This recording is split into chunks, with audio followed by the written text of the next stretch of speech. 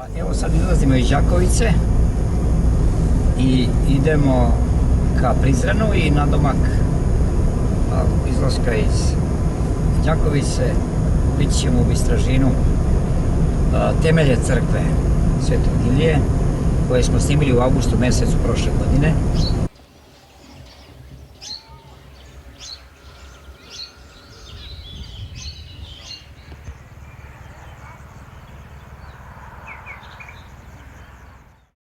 Ovo je ulazna kapija, očigledno prostora porte crkve. Vidi se po stubovima, vidi se po ovoj ogradi koja je tu postojala, vidi se sa prstom. I ulazni deo je ovdje, vidi se da je prolazni deo ovdje ulaza u portu crkve i hrama, baš na ovom mjestu.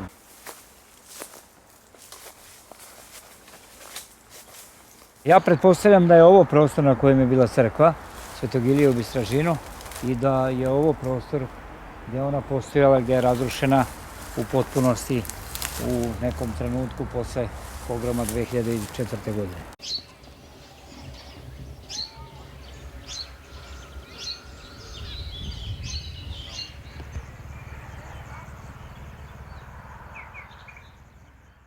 Sad je ovo Sretenje 2025.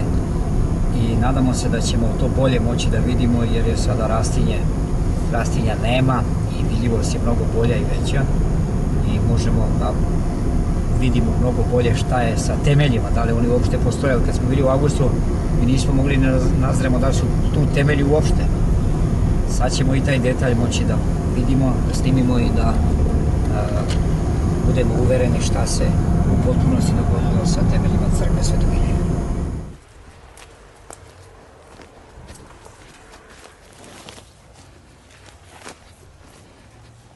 Evo sad to vidimo kako je potpuno razoreno, devastirano.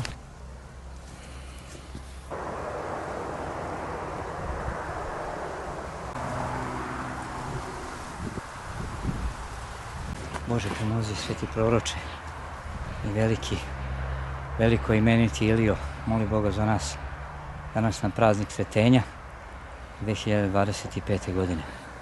Gospode, obnovi i pomozi.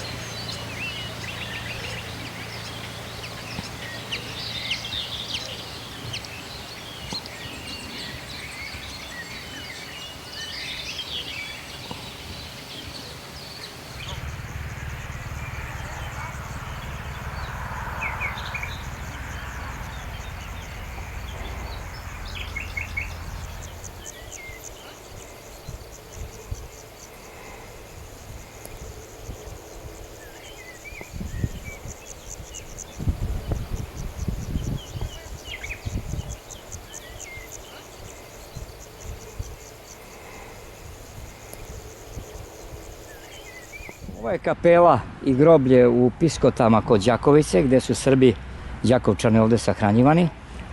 To je bila zgrada odakle su ispraćaji bili za pogreb oni koji su umrli. A ovo je bila crkva Svetog kneza Lazara koja je do temelja razorena.